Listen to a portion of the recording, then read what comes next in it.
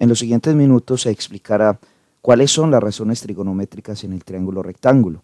Pero antes, veamos algunos conceptos y términos importantes que debemos reconocer en todo triángulo rectángulo. Recordemos que este triángulo es rectángulo porque, como se ve en la pantalla, tiene un ángulo que mide 90 grados, es decir, un ángulo recto, de ahí el nombre del triángulo. Y recordemos que los nombres de los lados que reciben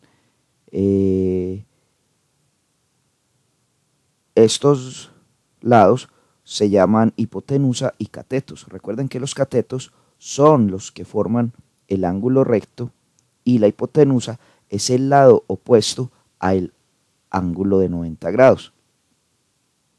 Ahora bien, recordemos que una razón en matemáticas es una división o una relación o una comparación. Diciéndolo de otra manera es un fraccionario, ¿cierto? Vamos a buscar cómo se pueden relacionar estos lados, solo que los vamos a relacionar con un ángulo. Vamos a buscar las formas de combinar un ángulo con los lados del triángulo rectángulo. Para ello miremos la siguiente imagen. En este caso es muy importante tener en cuenta que a los catetos le vamos a dar nombre según el ángulo. Tenemos entonces aquí un ángulo, observen, vamos a relacionar un ángulo con su cateto opuesto y su cateto adyacente. Observen que le llamamos cateto opuesto al lado que está opuesto al ángulo. En este caso tenemos el ángulo, esta es la letra griega alfa, al ángulo alfa. Entonces este será el cateto opuesto. Y el cateto adyacente, recuerden que adyacente quiere decir al lado de, entonces es este, ¿cierto? ¿Cuál es el cateto que está al lado? Este. No puede ser este, porque esto es la hipotenusa, entonces siempre hay un cateto opuesto y un cateto adyacente. Y una hipotenusa.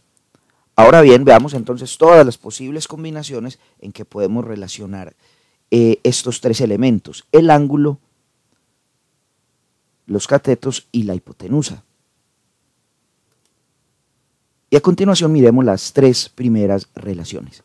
Podemos relacionar el ángulo alfa con su cateto opuesto y la hipotenusa.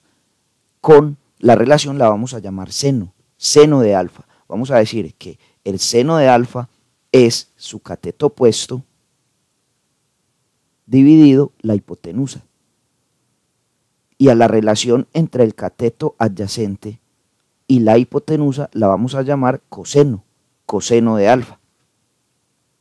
Y la relación o la razón entre el cateto opuesto y el cateto adyacente la vamos a llamar tangente de alfa. Estos tres nombres, o estos tres primeros nombres, porque hemos hablado que hay 6 posibles combinaciones, nos van a servir para desarrollar toda la trigonometría o gran parte de la trigonometría. Estas van a ser las 3 primeras funciones, en este caso son razones, van a quedar así.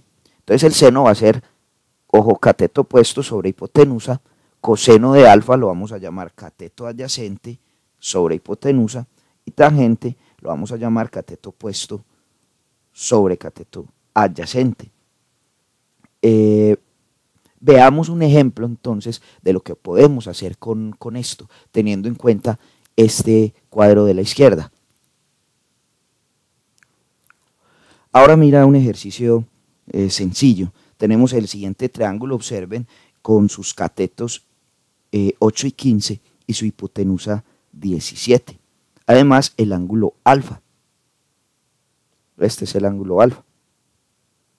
Observen cuál es el cateto opuesto a alfa. Pues el cateto opuesto a alfa, como se ve, es 8. Su cateto adyacente va a ser 15 y su hipotenusa va a ser 17. ¿Sí? Incluso podemos escribir aquí, cateto opuesto es 8, cateto adyacente es 15 y la hipotenusa es 17. Ahora vamos a hallar estas combinaciones. Vamos, por ejemplo, a decir seno de alfa, entonces, ¿a qué sería igual?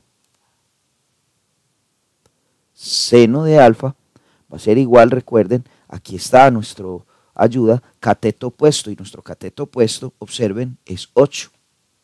Y lo vamos a dividir entre la hipotenusa, que es 17.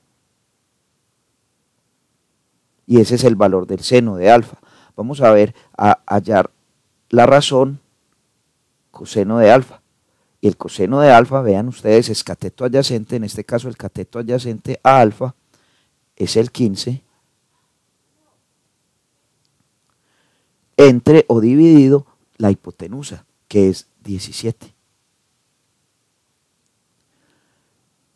Y por último, la tangente de alfa, que la podemos escribir así, o para más claridad, tangente de alfa va a ser igual a cateto opuesto. Recordemos que el cateto opuesto es el 8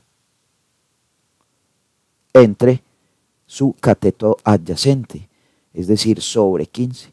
Y estas van a ser las razones trigonométricas fundamentales, porque luego ya vamos a obtener las demás razones trigonométricas basándonos en estas tres.